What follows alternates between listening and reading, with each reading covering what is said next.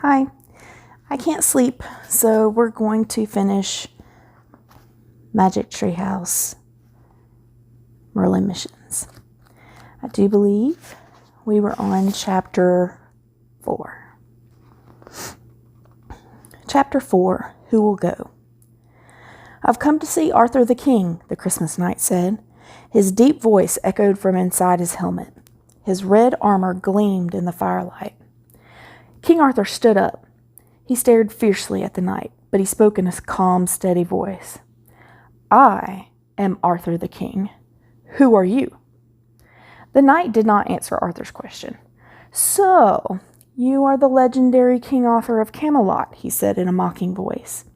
And these must be the famous knights of the Round Table.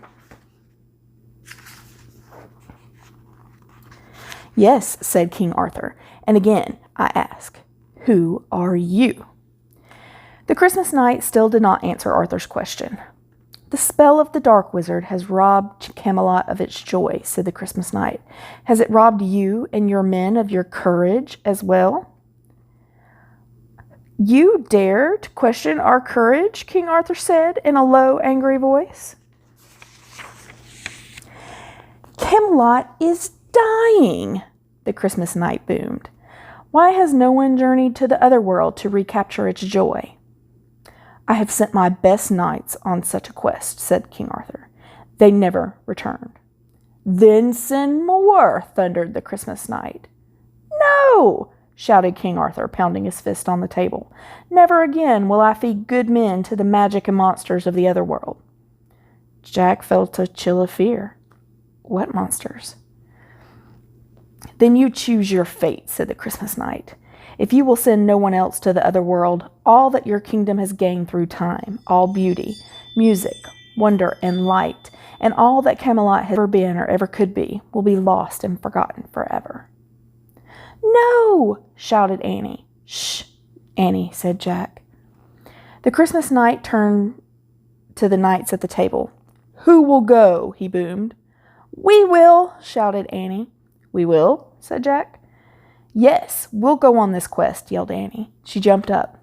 No, cried Morgan Le Fay. Never, said King Arthur. Annie, said Jack. He leaped up from his chair and tried to grab her. Yes, thundered the Christmas knight. He pointed his red-gloved hand at Annie and Jack. The youngest of all, these two, they will go. You're mocking us, King Arthur shouted. They will go, boomed the knight. His word echoed through the hall. Oh, no, thought Jack. Yes, said Annie. She pulled Jack toward the Christmas knight. King Arthur turned to his men. Stop them! Several knights turned and started to rush toward Jack and Annie. The Christmas knight raised his gloved hand high in the air. In an instant, the room fell deathly quiet. Everyone at the table was as still as a statue. King Arthur looked like a statue of a furious king. Queen Guinevere looked like the statue of a worried queen. The knights of the Round Table looked like statues of fierce knights. And Morgan Le Fay looked like the statue of a caring friend. Her mouth was open as if she were calling out to Jack and Annie, but no sound came from her lips. No sound at all. Chapter 5. Rhymes of the Christmas Night. Morgan, said Annie. Annie ran to the table. She touched Morgan's cheek, then quickly pulled back her hand. She's cold. Cold as ice, said Annie. Tears filled her eyes. Annie turned to the Christmas knight in a fury. What did you do to Morgan? She asked. Bring her back. Do not fear, said the Christmas knight. His voice was softer and kinder.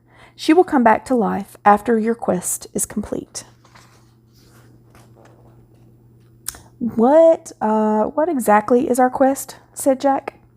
You must journey to the other world, said the Christmas knight, where you will find a cauldron. The cauldron is filled with water of memory and imagination. You must bring a cup of water back to Camelot. If you fail, Camelot will never come back to life. Never. How do we do all that? Asked Annie, wiping her eyes. Remember these 3 rhymes, said the Christmas knight. Wait, let me write them down, said Jack. His hands trembled as he pulled out his notebook and pencil. He looked at the Christmas knight. "Okay, I'm ready," he said, gripping his pencil, made Jack feel stronger. The knight's voice rang out from inside his helmet. "Beyond the iron gate, the keepers of the cauldron wait." Jack quickly wrote down the knight's words. "Okay, what's next?" he asked. Then the Christmas knight went on. "4 gifts you will need. The first from me, then a cup, a compass, and finally a key." "Cup, compass, key, got it," said Jack. The Christmas knight's voice boomed again. "If you survive to complete your quest, the secret door lies to the west. Jack copied down the last line, then looked up at the knight. "Anything else?" he asked. Without a word, the knight pulled off his red cloak. He dropped it on the floor. It fell silently into a heap at Jack and Annie's feet. The Christmas knight snapped his horse's red reins, then galloped out of the great hall. Chapter 6. A White Comet. Once the night was gone, the candles and torches in the great hall grew dimmer. A bitter chill swept over the room. "What do these 3 rhymes mean?" said Jack, looking at his notebook. "Who are the keepers of the cauldron? What secret door?" "I don't know," said Annie. "I just know that we have to save Morgan." She gathered the red cloak up in her arms. "We've got our first gift," she said. "Let's go." "Wait, we should figure this out first," said Jack. "No, we should go," said Annie. She turned and headed for the archway. Jack pushed his glasses into place and looked back at the round table, at the frozen king and queen, and at the frozen knights, and at Morgan Le Fay. He loved Morgan. She was their great friend and teacher. If he and Annie did not go on their quest, Morgan's story and the stories of Camelot and all the stories about the magic treehouse would end forever. Jack took a deep breath. He put his notebook in his backpack. Then he turned toward the archway. "Annie?" he said. She was gone. "Annie, wait!" he shouted. "Wait!" Jack ran out of the great hall. "Annie!" "I'm here," she said quietly. "I'm waiting." She was standing at the end of the entrance hall, peering inside. "How do we get to the other world?" she asked. "Maybe the treehouse can take us there," Jack said. "Come on." Together, Jack and Annie hurried through the inner courtyard of the castle and over the drawbridge. They ran over frozen ground to the moonlit grove of trees. Clutching the red cloak, Annie started up the rope ladder. Jack followed. They climbed inside the treehouse and sat on the floor. Annie picked up the royal invitation. "Close your eyes. I'll make the wish," she said. Jack closed his eyes. He was shivering from the cold. "I wish we could go to the other world," said Annie. The bare branches of the trees rattled in the wind. "I think it's working," whispered Annie. The wind stopped blowing. Jack opened his eyes. He and Annie looked out the window. The dark castle loomed against the sky. They were still in Camelot. "It didn't work," said Jack, his teeth chattering. "Yes, it did," whispered Annie. "Look down." Standing below the tree was the biggest deer Jack had ever seen. The deer was staring up at them with amber eyes. His huge antlers seemed to glow in the cold moonlight. Most amazing of all, the deer was completely white as the new-fallen snow. "A white stag," said Jack. Puffs of frosty air blew from the stag's nostrils. He stepped toward the treehouse and shook his giant head. "He's come to take us on our journey," said Annie. "People don't ride deer," said Jack. But Annie had already started down the rope ladder. Jack watched from the window as she walked to the stag and spoke softly. The stag knelt. Annie climbed on its back. "Come on," she called to Jack. "Bring the cloak." Okay, said Jack. He gathered up the heavy velvet cloak. Clutching it against his chest, he climbed down the rope ladder. He hurried over to Annie and the white stag. "Put on the cloak and climb on behind me," said Annie. Jack put the cloak over his backpack. He pulled it around his shoulders and buttoned it at the neck. As the cloak fell around his body, the smooth, soft cloth made him feel warm and safe. "Ready?" said Annie. "Yeah," said Jack. He climbed on the stag's back behind Annie. The white stag slowly stood up. Annie leaned forward, putting her arms around its neck. Jack leaned forward too, and he held on to Annie. The red velvet cloak draped over both of them, falling past their feet. The white stag stepped gracefully over the frozen grass. He walked through the outer gate of the castle. He blew out a puff of air and then broke into a leaping run. Jack held on tightly to Annie as the stag dashed across the frost-covered field. He jumped over hedgerows and stone walls. He bounded across icy streams. Annie's braids floated on the wind. The red cloak billowed behind them. Jack was amazed at how easy it was to ride on the stag's back. He felt calm and safe as the stag sped like a white comet through the wintry countryside. The stag ran past flocks of sheep and herds of goats asleep in the meadows. He ran past thatched huts and quiet stables. The stag ran on and on through the starry night. Jack saw a cloud-covered mountain range in the distance. When they came close to the craggy mountains, Jack was sure the stag would stop, but he galloped on, not even breaking his stride as he started up a rocky slope. The stag finally came to the halt on the ledge of a steep cliff. In a windy swirl of fog and cloud, he knelt to the ground, and Jack and Annie slid off his back. The stag stood up. He stared down at them with his glowing amber eyes. "Thank you," said Annie. "Do you have to leave now?" The stag lowered his head and raised it again. He blew out a frosty puff of air and then leaped away, vanishing into the mist. "Bye," Annie said wistfully. She stared into the mist for a moment, then turned to Jack. "What do we do now?" "I don't know," said Jack. "Let's read the 3 rhymes again." He reached under the red cloak and pulled off his pack. He took out his notebook and started to read the first rhyme. "Beyond the iron gate—" "Jack!" interrupted Annie. "Look!" Jack looked up. The wind had blown away some of the fog. Beyond the cliff rose another mountain. A huge gate was built into its side. A pale light shone between the gate's thick iron bars. 2 knights in gold armor stood guard under flaming torches. "Oh, man," whispered Jack. "That's it, the iron gate," said Annie. "If we pass through that gate, we'll be in the other world." Uh-oh, it's getting kind of scary. Maybe you should hold somebody's hand. Chapter 7. A Good Trick. As the wind blew away more fog, Jack and Annie saw a bridge. It was made of thick wooden planks held together with iron bands. It stretched all the way from the edge of the cliff where they were standing to the iron gate. "Come on, let's go," said Annie. "Wait," said Jack. "What about the guards?" The 2 guards in gold armor stood perfectly still. Their huge spears gleamed in the torchlight. "I don't know," said Annie. "Read the second rhyme."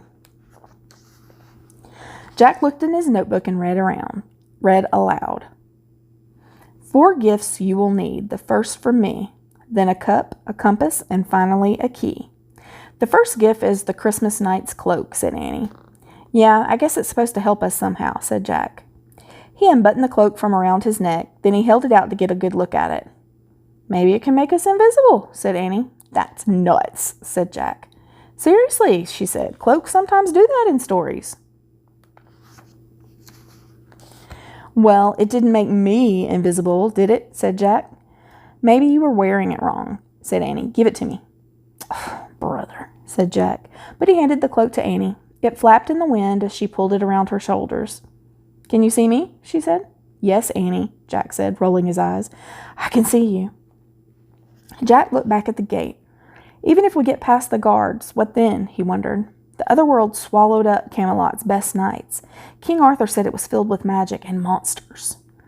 "Jack, look at me now." When Jack turned to Annie, she wasn't there. "Where are you?" he said, staring at the darkness. "Cool, it works."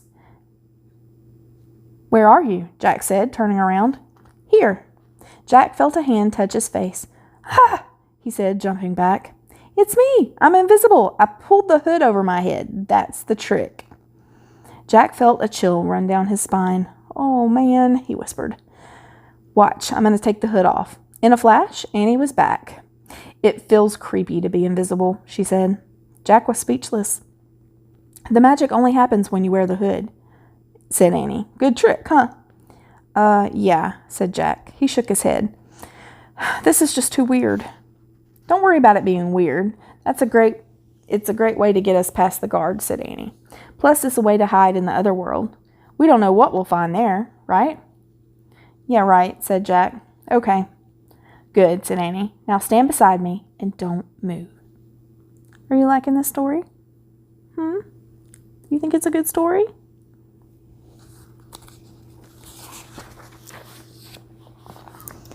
Jack put away his notebook and Annie threw the velvet cloak over his shoulders and backpack. Great, it's big enough for the both of us, she said. She carefully arranged the folds around them. Then she put the huge hood over both their heads. Jack looked down. He couldn't see his body at all. He felt like he couldn't breathe. In a panic, he threw off the hood. I hate that, he said. I told you it was creepy, said Annie. But if we don't wear it, we won't get past the guards. Yeah, I know, and we won't have protection in the other world, said Jack. He took a deep breath. Okay, let's do it. Annie pulled the hood up again. I'll hold on to the hood so it won't blow off, she said. You just think about getting across the bridge, nothing else. But I can't see my feet, said Jack. You don't need to see your feet to walk, said Annie. Come on, do it for Morgan. Right, said Jack. He and Annie stepped onto the bridge. Whatever you do, don't look down, said Annie. As they started over the bridge, the wind whistled around them. Jack couldn't help it. He looked down. Not only was his body missing, but the fog beneath the bridge was moving in a wild, spinning whirl. Jack felt dizzy and faint. He stopped.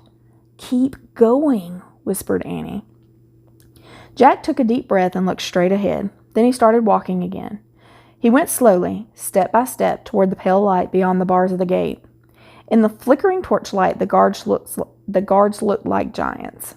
As Jack and Annie slipped invisibly by them, Jack held his breath. How will we open the gate? He wondered. Whoosh, said Annie loudly.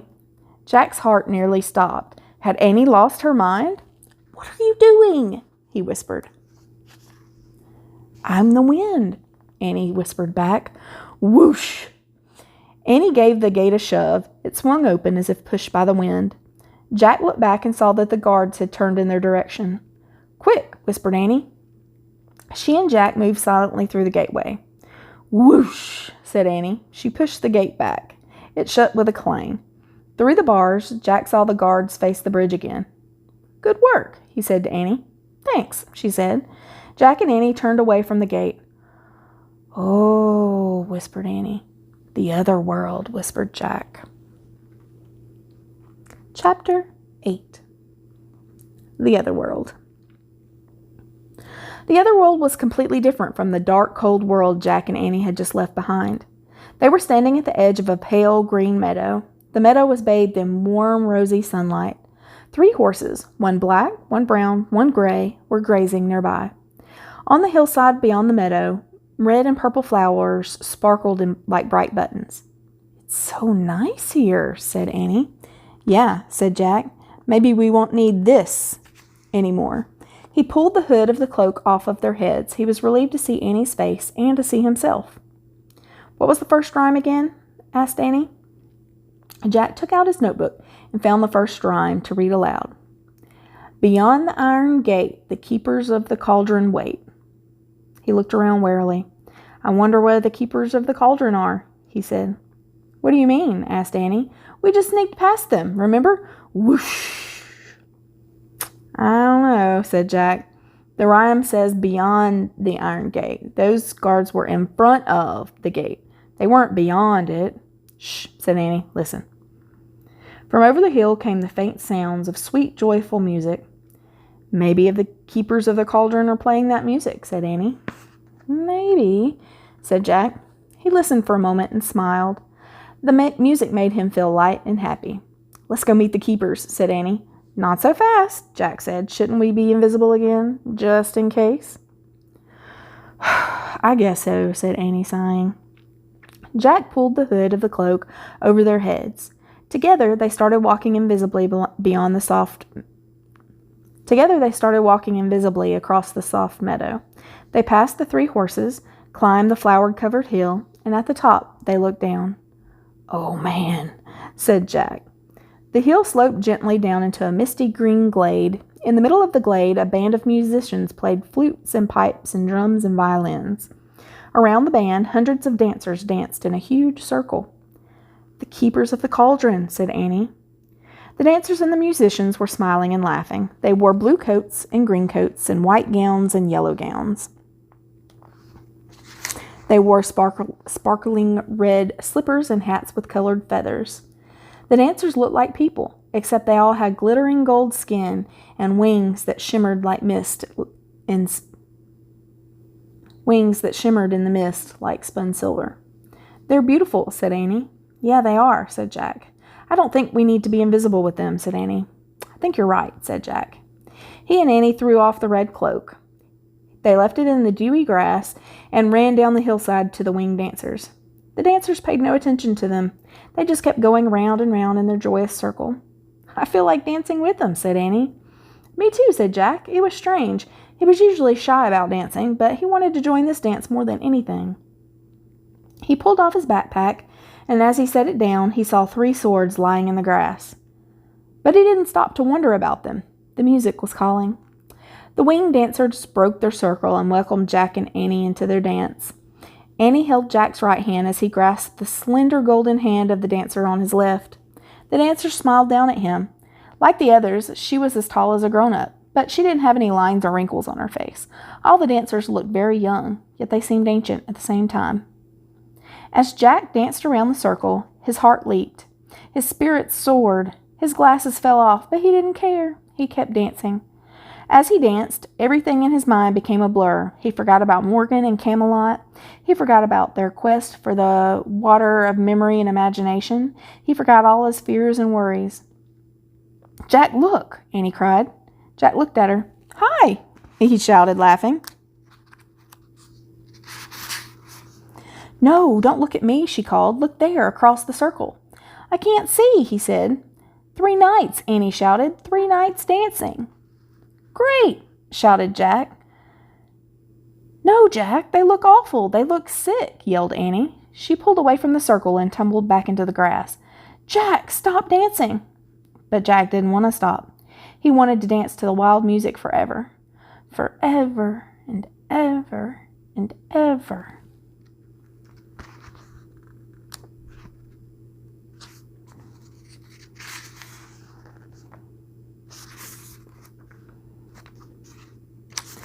Chapter 9.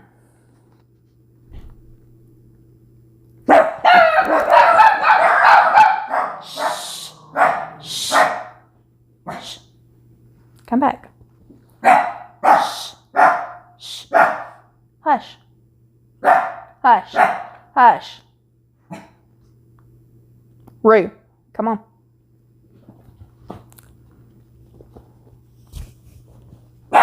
Rue.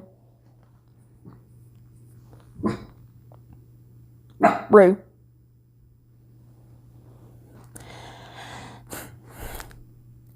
Shh. Shh. Rue. Enough. No. No. No. No. Shh. Shh.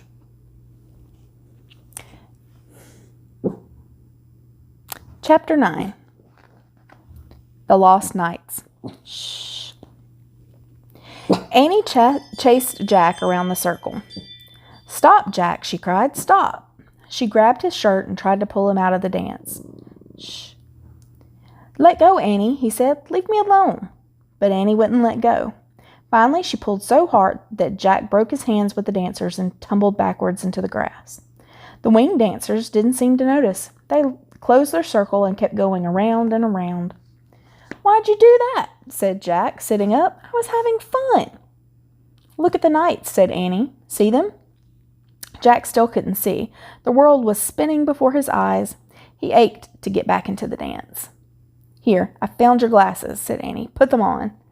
Jack put on his glasses. He peered at the circle of dancers. He caught sight of the armor glinting in the sunlight. He saw 3 knights dancing in a row. 2 of them looked very young. The third looked much older. As they came closer, Jack saw their faces. All the joy of the music drained out of him. The knights looked tired and sick. Their hair and beards were long and scraggly. Their faces were bony and pale. Their eyes stared wildly, and their lips were frozen in ghastly smiles. "What's wrong with them?" said Jack. "They can't stop dancing," said Annie. "They're dancing themselves to death." "They must be the lost knights from Camelot," said Jack. "We have to save them," said Annie. "Yeah," said Jack. He tried to clear his mind and think. What about this? We get back in the dance, we take places between the dancers and the knights." "Yes, then we can pull the knights out of the circle," said Annie. "Wait," said Jack. What if I can't stop dancing again?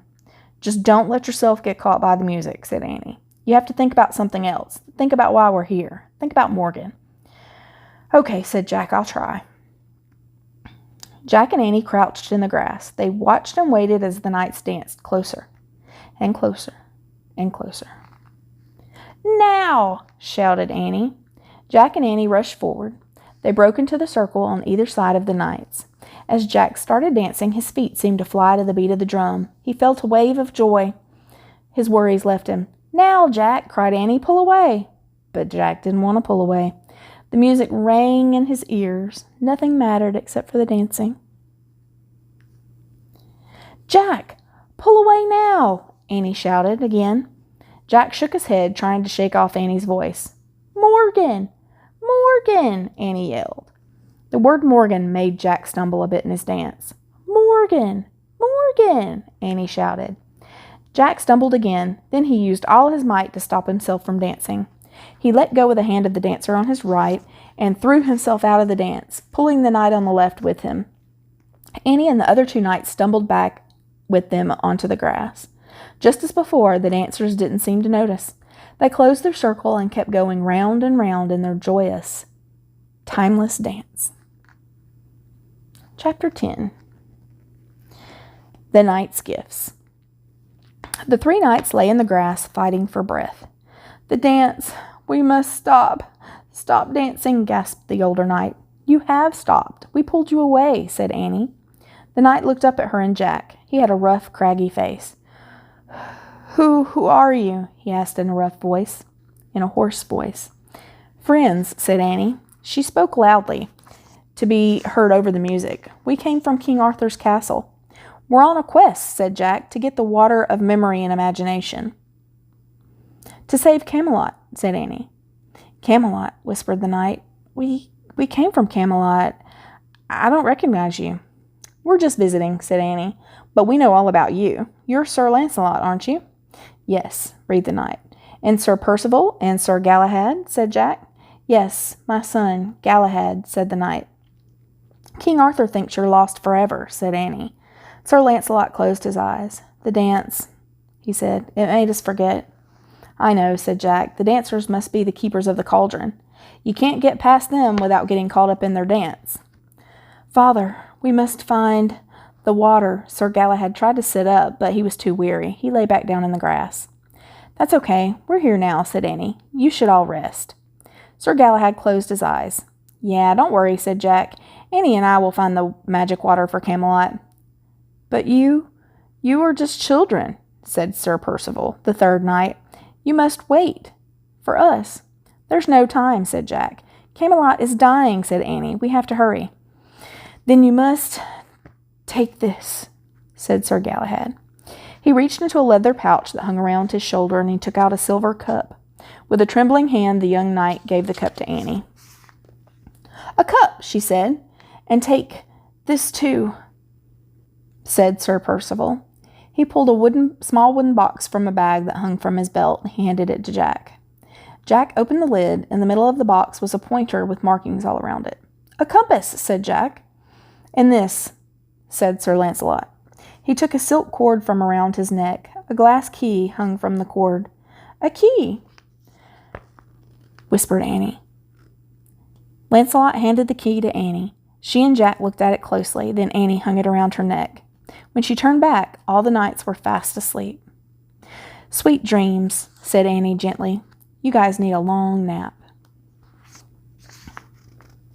Jack and Annie stood up. I think we have all our gifts now, Jack said, but I better be sure. He hurried to get his backpack. It was lying in the grass near the knights' swords. He pulled out his notebook and read the second rhyme. 4 gifts you will need, the first from me, then a cup, a compass, and finally a key. Great, said Annie. We've got the cloak from the Christmas night and the other 3 gifts from them. The quest is really easy. Jack shook his head. It's not over yet, he said. We still have to find the cauldron with the water of memory and imagination. We'll find it, said Annie. Read the 3rd rhyme. Jack looked in his notebook and read the 3rd rhyme aloud. If you survive to complete your quest, the secret door lies to the west. No problem, said Annie. We survived the guards and the dance. Now the compass can show us how to go west, and the key will unlock the secret door. And then we'll fill the cup with water from the cauldron. See? It's all easy. Jack felt a little worried. A little too easy, he thought. What are we waiting for? Said Annie. Let's go. Jack looked down at the compass. Okay, he said. The pointer's pointing north, so west must be that way. He pointed left toward a thicket of bushes and small trees. Great, said Annie. Here, carry the cup in your pack. Jack put his notebook and the silver cup into his pack. Then he and Annie started into the thicket. They ducked under bushes and pushed past bushes. They ducked under branches and pushed past bushes. Thorns scraped their hands. Twigs snapped against their faces. Jack kept checking the compass. Could they really be searching in the right place, he wondered? What kind of door would they find in a tangled thicket? Listen, said Annie. It's so quiet now. The thicket had grown eerily silent. No birds called from the bushes. No music could be heard in the distance. Jack checked the compass once more. It says we're still going west, he said. I just hope this thing works. It works, said Annie softly. Look. Annie was holding back a leafy branch. She pointed to a rocky hillside beyond the thicket. Halfway up the hillside was a ledge. Between two giant boulders on the ledge was a shining glass door. What do you think is behind the glass door? What do you think is behind the glass door? I think they agree with you. It could be. Chapter 11. The Crystal Cave. Crystal Cave? That sounds fabulous. Don't you think? I think. The secret door, whispered Jack. Yes, said Annie. Jack dropped the compass into his pack. Then he and Annie scrambled through the bushes and climbed up the rocks to the door. Annie took Sir Lancelot's glass key from around her neck. She slipped the key into the keyhole, and she turned the key slowly. Clink! Yippee! Annie said softly. She pushed open the door. Beyond the door was a huge glittering cave. The floor, the walls, the ceiling were made of clear crystal. Jack and Annie stepped inside. The cave was filled with dancing streams of purple light. It's so bright, whispered Jack. Where's all the purple light coming from? There, said Annie. She pointed to a crack on the far side of the cave. Let's look. They crossed the cave and peered through it. Along the brilliant crystal walls of the room were 4 doorways. In the far corner of the room was a fire. The fire blazed with leaping purple flames. Over the flames hung a gleaming golden cauldron. There it is, whispered Jack. Wow, whispered Annie. The cauldron with the water of memory and imagination, whispered Jack. I know, whispered Annie. Let's go. They squeezed through the crack, then walked toward the gleaming cauldron. Jack reached into his pack and pulled out Sir Galahad's silver cup. The cauldron's too high, said Annie. We can't get to the water. Here, take this, said Jack, handing her the cup. Climb on my back. He bent over, and Annie climbed on piggyback style. Jack stood up shakily. Hurry, he said. You're heavy. I can't reach it, said Annie. Move closer. Jack staggered forward a few steps, stretching as far as she could. Annie reached inside. She skimmed the water from the top of the bubbling cauldron, filling the silver cup. Got it, she whispered. Now set me down. Slowly. Annie held the cup with both hands. Jack bent his knees, and Annie climbed carefully off of his back. They stared silently for a moment at the water of memory and imagination in the cup. It was clear and shimmering. Now we can save Morgan, said Annie. Then Jack smelled something strange. It was like the smell of rotten seaweed. He heard a gurgling sound behind them. He and Annie turned. A giant, slimy, mud-colored creature crawled out through one of the doorways. The creature was long and scaly like a crocodile, but much, much bigger. It had wings that looked as if they'd been spun from 1,000 spider webs, and it had red eyes and long, curled claws. The creature opened its jaws. Strands of drool dripped from its sharp, pointed teeth. The creature hissed, and a hot blue flame shot from its mouth. Another monster crawled through a different doorway, and quickly followed by a third, and then a fourth. "Yikes!" said Annie. "The real keepers of the cauldron," whispered Jack. What was the thing? What was the rhyme? If they survive, do you think they will? Chapter 12. Fire with Fire. The 4 real keepers of the cauldron crawled closer to Jack and Annie, hissing and snorting blue fire. "What do we do now?" whispered Annie. "I don't know," said Jack. "We're trapped." "I have an idea," whispered Annie. "Let's drink the water." "What?" said Jack. "It's the water of memory and imagination, right? So maybe if we drink it, we can imagine a way to escape." "That's crazy," said Jack. The keepers crawled closer, snorting more blue flame and filling the air with their rotten stench. Okay, let's try it," said Jack. Annie took a sip from the silver cup, then handed it to Jack. His hands trembled as he held the cup to his lips and took a sip. The water tasted sweet, bitter, and spicy, all at the same time. Jack gave the cup back to Annie. "Now imagine we're saved," she said. Jack closed his eyes. He tried to imagine being saved. He pictured the 4 keepers crawling back through their doorways. "Okay, ready to fight?" said Annie. Jack opened his eyes. "What? Fight?" Annie set the silver cup on the floor. "Now," she said. Suddenly, Jack felt as if he'd been hit by a bolt of lightning. His fears slipped away. He was filled with strength and fury. Without thinking, he lunged with Annie toward the wood fire under the cauldron. They each grabbed 2 long, straight branches from the edge of the fire. They raised them high in the air. The branches blazed with purple fire like flaming swords. "Ah!" Jack and Annie shouted. The 4 keepers hissed louder than before. Great balls of blue fire exploded from their mouths and nostrils. Jack and Annie slashed the air with their fiery weapons, jabbing at the keepers. They fought fire with fire, blue flame with purple flame. "Back! Back!" they shouted. With each jab and shout, Jack felt stronger and braver. Waving their burning branches around, he and Annie drove the keepers toward the walls. The keepers' blue flames grew weaker and weaker, as if they were running out of fuel. Finally, one by one, each keeper slunk back into the doorway from which it had come. When all the keepers had disappeared, Jack and Annie placed a burning branch in front of each of the 4 doorways to keep the monsters from coming out. Then they brushed off their hands. "Let's go," Annie said coolly. Jack nodded. Annie carefully picked up the silver cup of water from the cauldron. Then she and Jack squeezed through the narrow crack, strode through the bright crystal cave. They stepped into the daylight. The glass key was still in the keyhole. Jack calmly locked the door behind him. He handed the key to Annie. Then Jack's knees gave way, and he sank to the ground.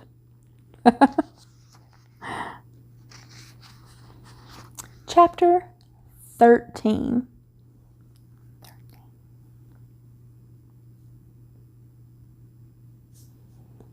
Chapter 13.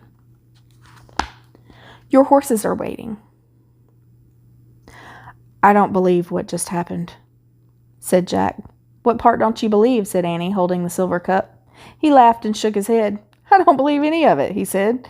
And he laughed. "That was cool, huh?"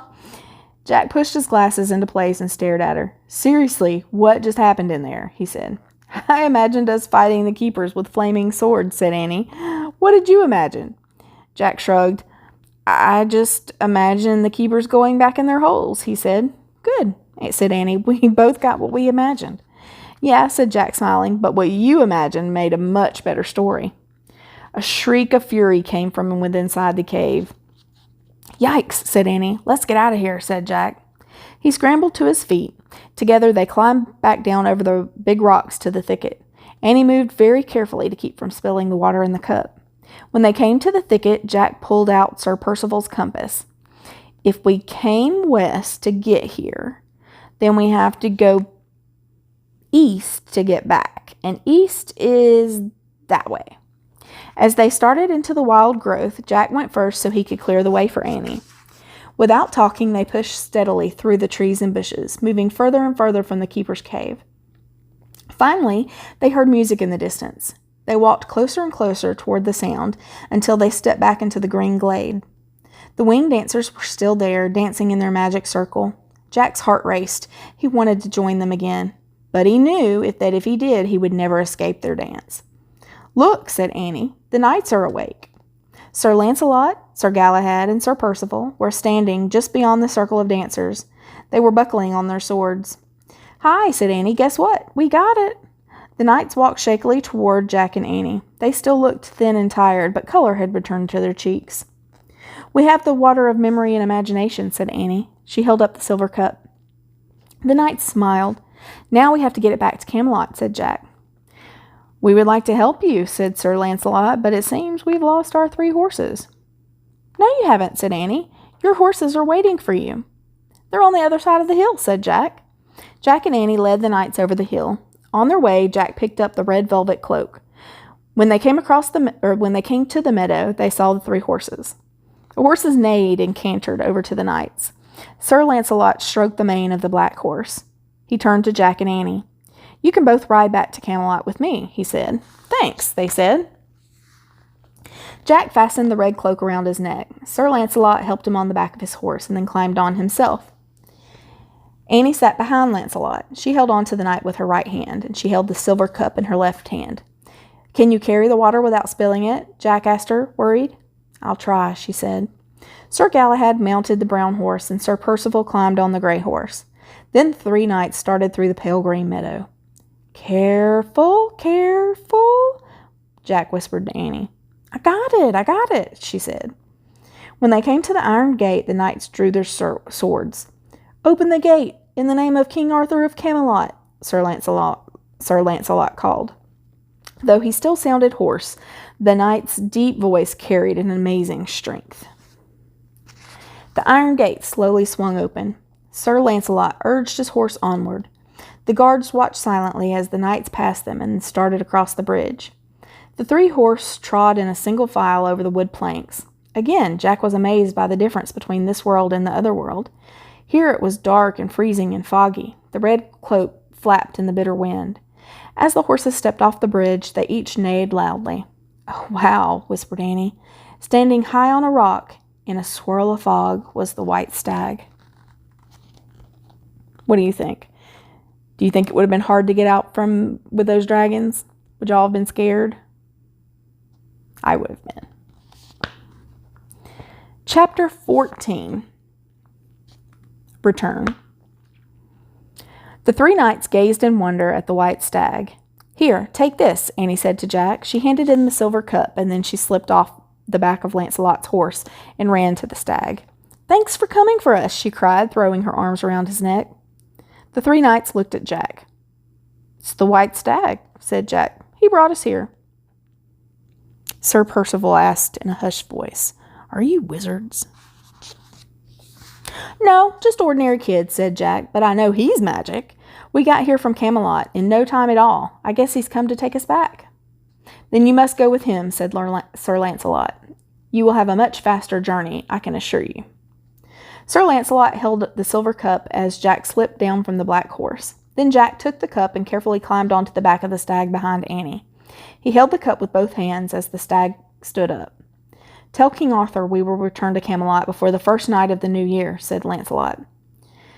"Farewell, Jack and Annie," said Sir Galahad. "Godspeed," said Sir Percival. "Same to you," said Annie. "Have a safe trip," said Jack. The knights solemnly bowed. The white stag blew out a puff of frosty air. Then he started down the mountainside. When the stag came to the base of the mountain, he took off again like a white comet. The red cloak billowed around Jack and Annie, keeping them warm and safe. The stag dashed across wintry fields. He ran past quiet stables and thatched huts. He ran past flocks of sheep and herds of goat asleep in the meadows. He leaped over frozen streams and stone walls and hedgerows. The stag ran on and on through the starry night until he brought Jack and Annie back to the dark castle grounds of Camelot. He walked over frozen grass of the outer courtyard. He came to a halt near the grove below the treehouse. He knelt in the grass, and Jack and Annie climbed off his back. Miraculously, the silver cup still brimmed with water from the cauldron. Not a drop had spilled out. "We better leave the cloak here," said Jack, "so I don't trip on it."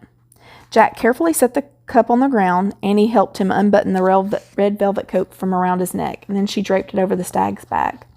"To keep you warm and safe," she whispered to him. "And thanks for everything." "Yeah, thanks," said Jack. "Goodbye." The white stag stared at them with his mysterious amber eyes. He nodded once, then he turned and headed off into the darkness. Jack picked up the cup. "Come on," he said. He started walking quickly through the outer courtyard. "Careful, careful," said Annie. I got it," said Jack. They crossed the drawbridge to the inner courtyard of the castle. Then they pushed open the giant arched doors.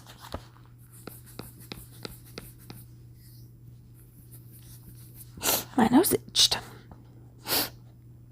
The great hall was just as they left it, dimly lit and freezing cold. King Arthur, Queen Guinevere, and the Knights of the Round Table and Morgan Le Fay were still all frozen and silent. "What do we do now?" said Jack. "Let's try putting a drop of water on each of them. Morgan first," said Annie. "Okay," said Jack. "Come on."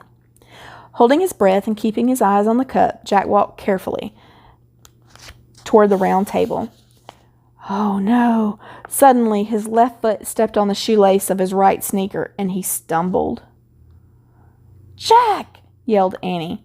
Jack tried to regain his balance, but it was too late. As he fell to the floor, the silver cup slipped from his hands. Oh no, that's terrible. What are they going to do? I just don't know. I don't know. Chapter 15. Christmas Magic. Jack and Annie watched in horror as the water from the cup splashed all over the stone floor. It trickled into the cracks between the stones and disappeared. Jack scrambled to the cup. He picked it up. It was completely empty. "Oh no," Jack moaned. He sat back and put his head in his hands. "Camelot will never wake up now," he thought. "The legend will end forever." "Jack," said Annie, "look." Jack raised his head. He pushed his glasses into place. A golden cloud was rising from the cracks between all the stones of the floor. The cloud spread quickly throughout the great hall, filling the room with wonderful smells, the scent of cedar smoke and evergreen, of roses and almonds. The cloud rose up and up, then wafted out through the upper windows of the hall. Suddenly, a white dove flew through one of the windows. It soared across the dark room like a bright light, then swooped back out into the night. Soft, gentle laughter came from the end of the hall. The laughter grew louder. Jack saw King Arthur and Guinevere looking at one another. They were laughing. The Knights of the Round Table were laughing too. Best of all, Jack saw Morgan Le Fay smiling at him and Annie. "Jack, Annie, come here," she called. She held out her arms. "Morgan!" cried Annie. She ran across to Morgan and threw her arms around the enchantress. Jack stood up. Still holding the empty cup, he ran to Morgan and hugged her too. "We did what the Christmas night told us to do," said Annie. "We brought back the water of memory and imagination." "But I dropped the cup," said Jack, "and spilled all the water." "But the water made a gold cloud," said Annie, "and everyone came back to life." Morgan laughed with amazement. "You have just returned from the other world?" she said. "Yes," said Annie. "A white stag brought us back," said Jack. He turned to King Arthur.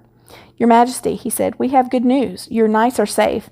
Sir Lancelot said to tell you that they'd be home before the first night of the new year." The king looked bewildered.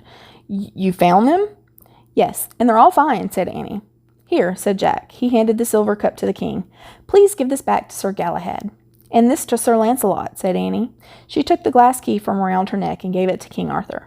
"Oh, yeah, and this to Sir Percival," said Jack. He pulled the wooden compass box from his pack and gave it to the king. At first, King Arthur was too stunned to speak. Then he clapped his hands and laughed joyfully. "Thank you," he said to Jack and Annie. The Knights of the Round Table all cheered. "Ring the bells," King Arthur shouted. "Call the people of Camelot to the castle." "They have already gathered outside your doors, your Majesty," said a page. "Bring them in," said King Arthur. "We must rejoice together." Queen Guinevere smiled at Jack and Annie. Her eyes sparkled now. "Once again, you have helped save Camelot," she said. "Thank you very much." "You're welcome," said Jack and Annie together. When Jack heard the sounds of the children talking and laughing, he turned to see a crowd of... Let's try that again. Then Jack heard the sounds of children talking and laughing. He turned to see a crowd of people streaming through the arched doorways of the great hall. They carried candles, a giant fir tree, and balls of holly and pine. Musicians followed them with stringed instruments. As everyone started to decorate the hall, the musicians began playing and singing a beautiful Christmas carol. "Jack," said Annie, "look!" The white stag was standing in the arched doorway. Jack turned excitedly to Morgan. "See that white stag?" he said. "He took us to the other world. See him?" Morgan smiled. "Yes, I do see him," she said, "and now I see everything." Jack looked back to the doorway. The stag was gone. In his place stood an old man with a long white beard. He held a staff and wore a flowing red cloak, the same cloak Jack and Annie had worn on their quest. "Who's that?" Jack asked. "That is Merlin the magician," said Morgan. "It was Merlin who invited you here. I see that now." "Merlin," said Jack. "He sent us a royal invitation?" "Yes," said Morgan. "Then he put the rest of us under a spell, and he carried you to the other world." "No," said Annie. "The Christmas night put you under a spell." "And the white stag carried us to the other world," said Jack. Morgan smiled. "Merlin is both the Christmas night and the white stag," she said. "Remember, he's a magician, not a mortal. He can change his shape whenever he wishes." "Oh, wow," whispered Annie. "Why did Merlin do those things?" asked Jack. "Merlin was angry when King Arthur banished magic from Camelot," said Morgan. "I see now he finally took matters into his own hands." "How?" said Jack. "He knew King Arthur would send no more knights into the other world for the water of memory and imagination," said Morgan. "So I assume he brought you to Camelot, hoping you would offer to go instead." "Why did he want us to go?" asked Annie. "Merlin has often heard of my tales of your adventures in the treehouse," said Morgan. "He knows you both have a great desire to fight for the good. He knows that you use the gift of imagination very well. Those are two special qualities that needed to succeed in any quest." Jack and Annie looked back at Merlin. From across the room, the white-bearded magician smiled at them. He raised his staff and then slipped out the door. Jack looked around the great hall. All the candles and torches were lit now. A fire blazed in the hearth. The musicians were playing. Everyone was singing. The room glowed with warm firelight and rosy faces. At last, Christmas in Camelot was just as Jack imagined it would be. The spell of the dark wizard had been broken. The great hall was filled with beauty and love and joy and light. Would that make you happy? I think that would make me pretty happy. Chapter 16. Welcome home. "Wake up, Jack," said Annie. Jack opened his eyes. He was lying on the dark wooden floor of the treehouse. Through the window, he could see the cloudy sky above Frog Creek Woods. "Time to go home," said Annie. "Oh, I must have fallen asleep," said Jack. "I had the most incredible dream. I dreamed that we went to Camelot, and it was Christmas, and Merlin—" "That wasn't a dream," said Annie. "It was real. You fell asleep at the round table during the party. King Arthur carried you to the treehouse, and I made a wish for us to come home." Jack sat up. "Seriously?" he whispered. "Seriously," she said. "Jack! Annie!" their mom cried in the distance. "Coming!" Annie shouted from the treehouse window. She turned to Jack. "Let's go." "Wait, seriously, it really happened?" Jack asked Annie again. "Yes, really," she said. She held up the royal invitation. "See? Proof." "Oh, yeah," he whispered. This time, the letter M stood for Merlin, not Morgan, said Annie. Jack smiled. "Thanks, Merlin," he said softly. Jack picked up his backpack, then he and Annie started down the rope ladder and headed home.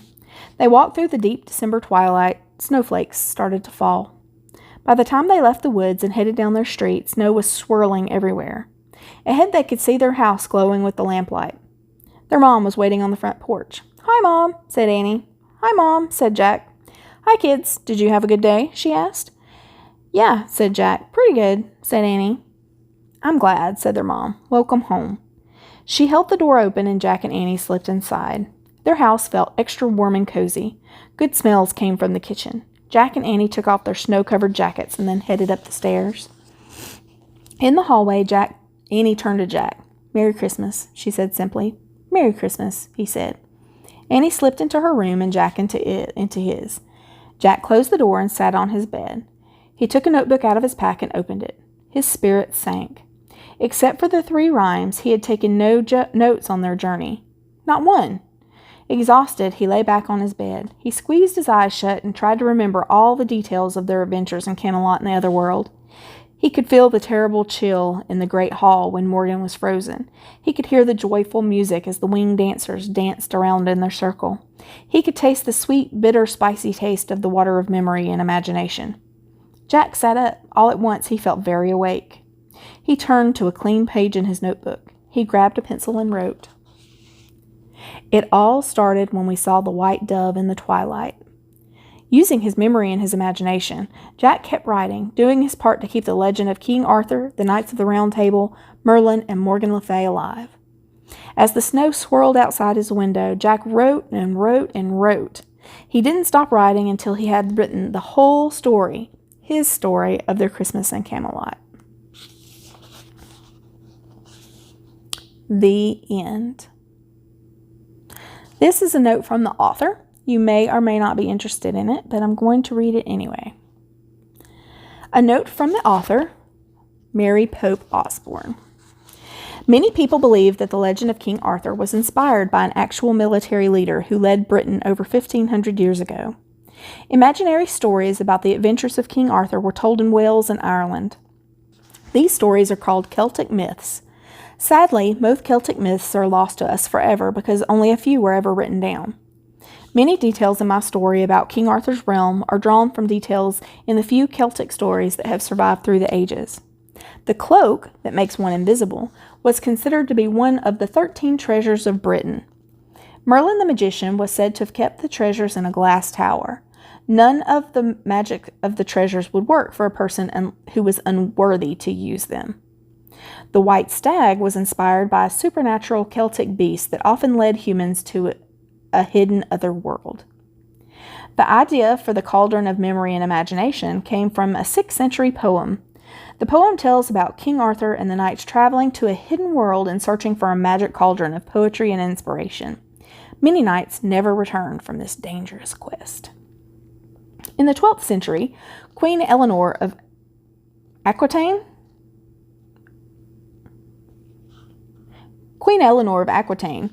encouraged poets and troubadours to make up more stories about King Arthur and the Knights of the Round Table to inspire her people. In the following years, storytellers all over Europe told heroic tales of King Arthur, Merlin, Sir Lancelot, Queen Guinevere, and Morgan Le Fay. French poets were first to call the imaginary kingdom Camelot.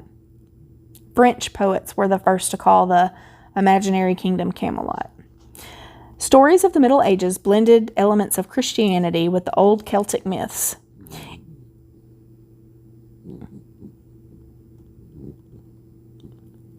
Do you hear her snoring?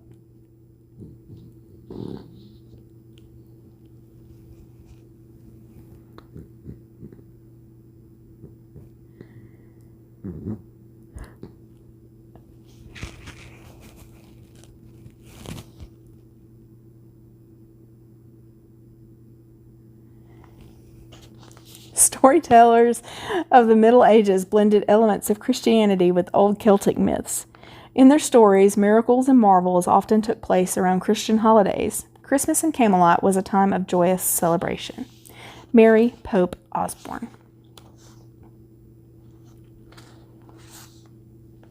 So, let's see, what else is in this book? What do you guys think? Would that have been a fun thing to do? I think it might have been a little bit scary to have been around all that music and wanting to join into the dancing and not being able to. Because what if you weren't able to stop? There is a couple of activities in here that it talks about that I'll make a copy and post it down in the thing for you, because I think this might be something that you might be interested in doing. Actually,